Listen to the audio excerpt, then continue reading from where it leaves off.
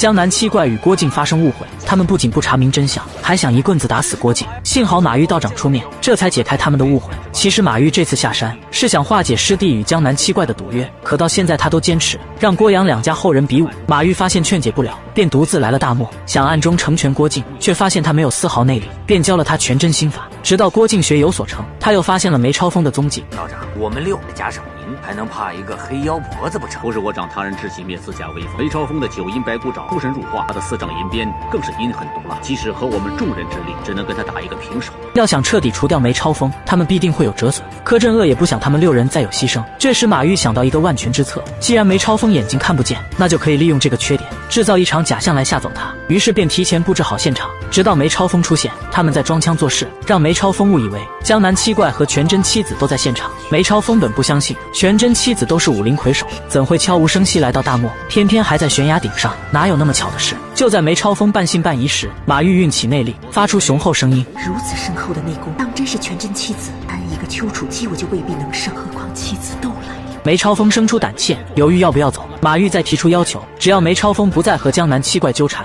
就可以给他一条生路。眼看计划即将得逞，却被华珍坏了好事。他发出尖叫，暴露了梅超风位置。他迅速反应，用石头将华珍打晕。郭靖想救人，不小心发出声音，这让梅超风找到机会。他甩出长鞭，将郭靖抓来当作人质。三师兄灵机一动，让郭靖装成全真弟子尹志平，他这才保下了小命。梅超风还是心有疑虑，刚好他全真心法练到瓶颈，便立马开口请教。马玉一心想救郭靖，梅超风的疑虑都如实解答，直到他问到核心问题，马玉才察觉他的意图。梅超风，你休想得到我全真的心法，让本人放，要不然你就是跟我全真派为难。多谢道长赐教，咱们后会有期。江南七怪都没想到，只是10年未见，梅超风的功力竟如此深厚，以前他们就不是对手，现在马玉道长还将全真的内功心法透露给了他，以后只怕更难对付。所有人都有一个疑点，梅超风练的是桃花岛的武功，这与全真教截然不同，他为什么又要练习道家心法？郭靖最重情重义，铁木真对他有知遇之恩，在得知他要被埋伏偷袭后，便连夜赶来通风报信。大汗，我亲耳听见桑坤和扎莫和勾结亲人，想要杀了您呢。前面有埋伏，主意就是那个大金六王爷出的，他们就要在这里对您下手啊。郭靖没有关键证据，铁木真只当他说的是玩笑话，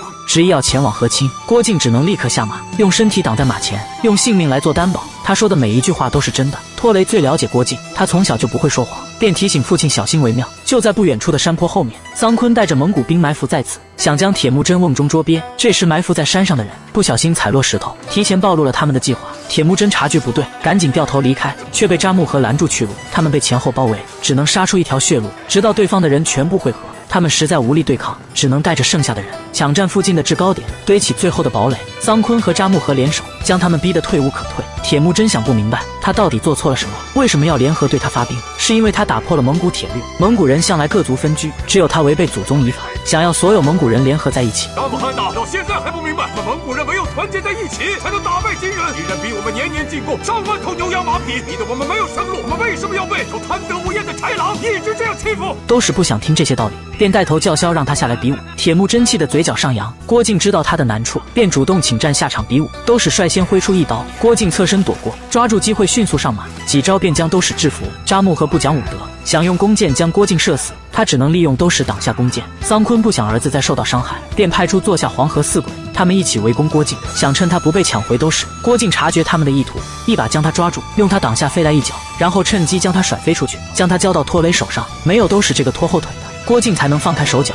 将师傅教他的武功施展出来。仅仅几个回合，就将黄河四鬼通通击败。郭靖的英勇气势让铁木真找回了信心，他用刀架在都使脖子，用他来逼桑坤退兵，不然就要把他一刀剁了。桑坤为了救儿子，只能下令退兵。几人回到帐篷，商讨出一个办法，让扎木合以安达的身份去和铁木真谈条件，只要他向大金臣服，就可以留他一命。他们之间还是安达。铁木真不相信金远，同样也不相信扎木合。铁木真，我真的是为了你好，放下兵器投降吧。我告诉你，这世上只有战死的铁木真，没有投降的铁木真。双方各有所志，既然谈不拢，那就只有恩断义绝。扎木合离开后，铁木真单独找来儿子，他知道双方兵力差距太大，这场仗没有任何胜算，便想着赌上一把，让托雷连夜回去带兵支援。他会利用狭窄沟口牵制他们主要兵力，到时他们来个里应外合，只有对方阵势大乱，他们才有获胜的机会。托雷知道其中凶险，如果他没及时赶到，父亲就只有死在战场，这是他们唯一的机会。铁木真相信他能做到。第二天他们就被围住，随着扎木合一声令下，所有部队开始进攻。铁木真只能冲进人群厮杀，却被飞来的弓箭射中。郭靖想用命护送他离开，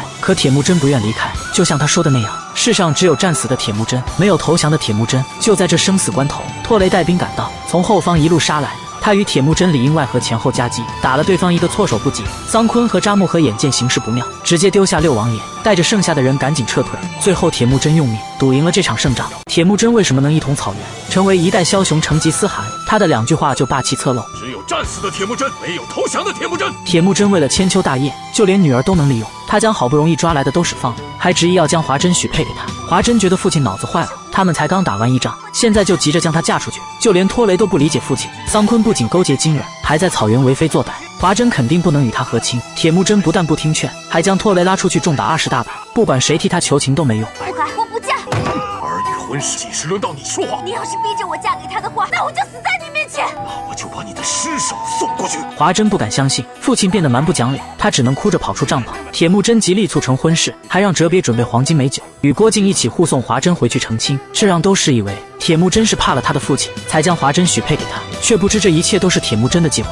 他将哲别单独留下，将自己的计划和盘托出。完颜洪烈与扎木合生性多疑，只有桑昆傲慢自大，是一个很好的突破口，便想利用华珍假意和亲，使他们放松警惕，等他们设宴婚庆时，再让哲别把帐篷粮草烧了。到时他会冲破土城围墙，与哲别里应外合，将所有人全部拿下。为了保证计划万无一失，他连华珍和郭靖都瞒着。很快计划开始，都是一回到帐篷就表示铁木真愿意臣服，还将华珍许配给他。扎木和与六王爷都不相信，直到他们亲眼见到华珍，检查完所有的陪嫁物品，才相信铁木真是愿意臣服。你说的没错，铁木真真是个胆小的小羊羔，他怕我们呐。他侥幸活命之后，算想明白了，今天是一个好日子，太阳白酒，喝个痛快。桑昆彻底放下警惕，在军中大摆宴席，让所有人都饮酒庆祝。只有华珍心里满是委屈，她不想嫁给都市，一见到他就想吐，她只想与喜欢的人在一起。华珍一把抱住郭靖，这时都市闯进帐篷，看到两人如此亲密，当下醋意大发，他一把将郭靖推开，随后将华珍按在床上，想要立马就办好事。郭靖一把将他拉开，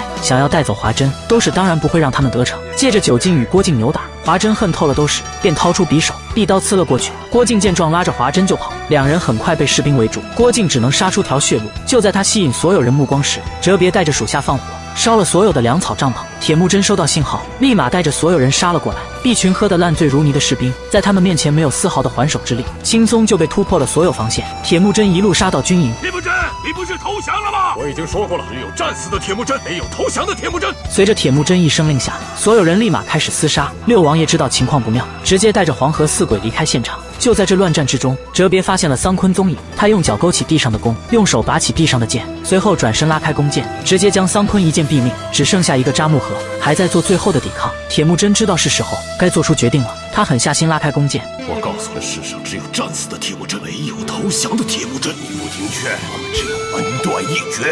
义绝！一箭射死了扎木合，没有了桑昆与扎木合两大劲敌。从此铁木真的军队所向披靡，实现了他一统草原的远大抱负，成为了一代枭雄成吉思汗。